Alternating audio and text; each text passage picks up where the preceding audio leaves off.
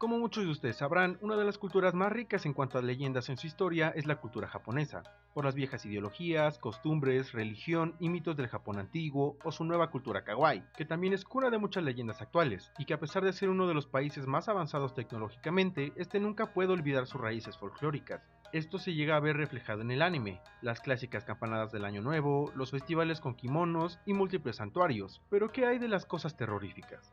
Está muy claro que el terror en Japón está lleno de mucho material, no importa por dónde lo veas. No por nada el J-horror ya es un género en las películas, tan popular que algunas películas han sido modificadas a una versión occidental, aunque originalmente no fuera así. El manga, donde los buenos trabajos no faltan, con exponentes como Junji Ito y algunas obras como Uzumaki, Tomie, Kidou y Dragonhead.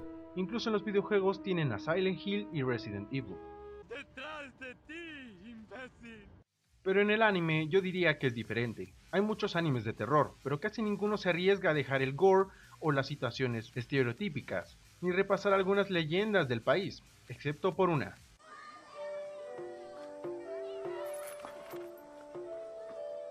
寄ってらっしゃい見てらっしゃい闇芝居の時間だよ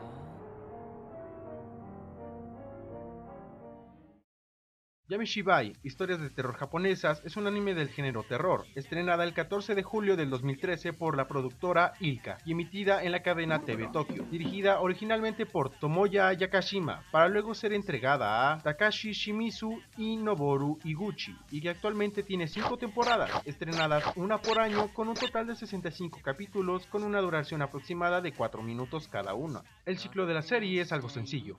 Opening, introducción de la historia, desarrollo normal hasta que algo raro pasa.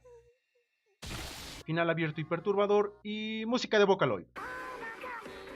Las historias, por supuesto, son autoconclusivas, lo cual es uno de sus aciertos, ya que a pesar de contar con 3 minutos, sin contar el opening y ending, claro, puede alejarse de los clichés o de los problemas comunes en los animes de terror, además de que sabe medir el tiempo para formar una buena historia en base a su leyenda, a veces metiendo un narrador al principio o a veces simplemente mostrando la historia. Es cierto que algunas historias no son muy fáciles de entender, pero eso lo explicaremos luego. Aún así, como dije, la manera en la que están hechas es buena. A pesar del poco tiempo, nunca se llegan a sentir rápidas, desbalanceadas o apuradas. Incluso algunas historias llegan a envolverte a pesar de durar poco. Esto se debe más que nada a el terror que maneja. Digo, es un anime de terror, pero ¿asusta? Bueno, es difícil decirlo, ya que el miedo no es espontáneo, gracias a que utiliza el terror psicológico de impacto para asustar, a veces utilizando los finales inesperados o directamente cortándolos para dejarte con la incertidumbre del que pasará. Para eso estructuran una buena historia, para que el espectador pueda quedar anonadado y que a pesar de no estar seguro de qué pasó al final, sabes que no fue bueno. Otro de los factores que puede hacerte sentir incómodo es la animación. Si se dan cuenta, el tipo de animación, si así se le puede denominar, son imágenes estáticas que rara vez se llegan a mover para dar la ilusión de movimiento, y que están basadas en un estilo llamado Kamishibai, una técnica para contar historias del Japón antiguo, originado en algún momento del siglo VII en los templos budistas de Japón. Los monjes creaban largos pergaminos con imágenes para contar historias morales a gente analfabeta, para posteriormente utilizarse en los años 30 después de la Segunda Guerra Mundial como método de propaganda militar. La costumbre era que el vendedor montado en una bicicleta iba de pueblo en pueblo anunciando su llegada con hyoshihis, 2 palitas de madera para después vender dulces a los niños, y como agradecimiento este contaba historias, obviamente no de terror, antes de irse, proceso que el intro del anime también realiza.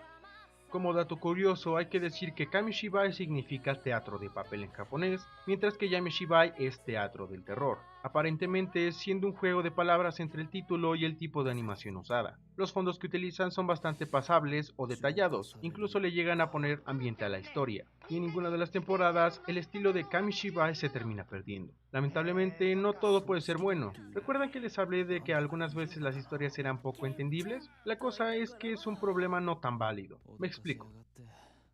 Tengo que poner de ejemplo a la peor temporada de todas, la cuarta. En ocasiones las historias tienen alguna razón del por qué les pasan las cosas a algún pobre desgraciado, pero a veces es difícil captar si hizo algo mal o solo tuvo mala suerte. Incluso a veces no terminas entendiendo del todo la historia.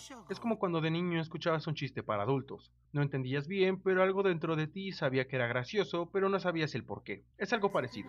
Por alguna razón sabes que tiene que dar miedo, pero no terminas comprendiendo bien. Esto se debe a que obviamente las historias están enfocadas al público japonés. Bueno, lo dice en el título, ya que ellos pueden tener una mejor noción de las historias. Pongamos un ejemplo más adecuado a nuestra región.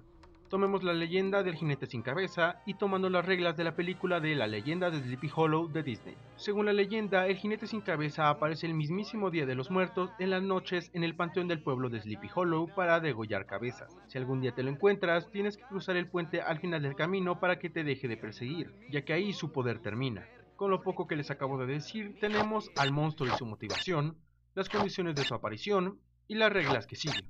Bueno, y si le quitara las condiciones y reglas y no te las dijera, supongo que seguirías entendiendo algunas cosas, pero no causaría el mismo terror cuando sabes toda la información completa. No es como con los finales abiertos que cierran repentinamente y no te dejan saber qué pasó, ya que aquí realmente no sabes qué pasó. Así que en algunos capítulos te puedes sentir muy perdido. A veces se entiende que la gente cometió imprudencias o tuvo malos modales. Hay que recordar que en Japón los modales son distintos a los de aquí, ya que a veces son muy estrictos, como poner los palillos en una mala posición. Pero como dije, el problema no es la estructuración de las historias, sino que al ser del otro lado no podemos entender ciertas situaciones que en nuestro país se verían como cosa normal. Por este mismo motivo no puedo quejarme del problema, ya que no somos el público objetivo, aunque pierdan el derecho de poder globalizar la serie. Este problema se presenta en casi todas las temporadas, pero en la cuarta, en la mayoría de los capítulos se presenta este problema, y a la larga se siente como si las historias se las estuvieran inventando. Igualmente, no sé qué haya pasado con la producción de esta temporada porque realmente se ve muy mal. Normalmente en todas las temporadas la animación trata de verse artesanal y casera, pero aquí directamente se ve muy simplona. Algunos fondos se ven muy planos. Díganme qué es esto. El diseño de los personajes siempre está cambiando. Y la verdad no sé por qué, pero aquí se termina viendo muy improvisada. En vez de verse como imágenes del teatro callejero o marionetas, se ven como dibujos hechos en 5 minutos. Como podrán ver, tuve que separar las temporadas individualmente, ya que es difícil hablar de sus virtudes y sus errores. Hay que decirle que la quinta temporada es por lejos la mejor. Incluso aquí se redime ya que las historias son muy fáciles de entender. La mayoría son bastante interesantes, seguidas por la segunda y primera temporada respectivamente, ya que presentan historias muy buenas. El problema es la tercera y cuarta temporada, las dos por diferentes motivos. Como ya dije, la cuarta temporada es la peor, y después le sigue la tercera. A veces las temporadas se enfocan en alguna temática. La quinta se termina enfocando en hablar de espíritus que les gusta molestar a la gente o no tienen una motivación local. Y de ahí porque las historias son más accesibles, por lo tanto más disfrutables. Así, en la tercera temporada decidieron meter el elemento de mostrar a los espíritus con imágenes bizarras, incluso mostrar un plano del espíritu en cuestión. El problema radica en que el terror principalmente son las imágenes bizarras, dejando en segundo plano a su excelente terror psicológico ya establecido. Hay que decir que la representación de los monstruos son bastante creativas, pero no le quita el hecho de que pocas veces funciona, específicamente en 2 o 3 capítulos.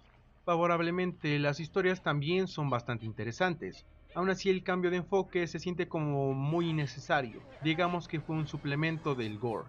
Pero bueno, la verdad es que a pesar de estos pequeños detalles, creo que esto es un buen proyecto, un buen anime, que tomando un enfoque diferente, sin gore o suspenso, es bastante disfrutable incluso para gente ajena del mundo del anime.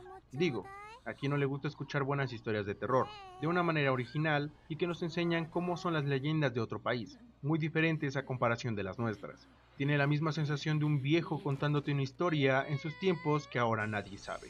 Eso mismo es Yamishibai, algo clásico, místico y terrorífico. Oshimai. Música de Vocaloid.